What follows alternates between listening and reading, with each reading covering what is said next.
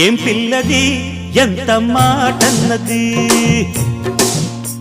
ఏం కుర్రది కూత బాగున్నది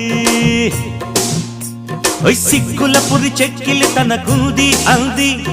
చెక్కిలిపై కెంపులు నా సొంతం అంది ఎక్కడ ఏం చెయ్యాలో నేర్పమన్నది బాగున్నది కోడే ఈడన్నది ఈడందుకే బీడి పాలైనది కమ్మని కల కళ్ళెదుటకు వచ్చేసింది కొమ్మకు సత వీడేనని ఒట్టేసింది ఎప్పుడు ఏం కావాలో అడగమన్నది ఏం పిల్లది ఎంత మాటన్నది బాగున్నది కోడే ఈడన్నది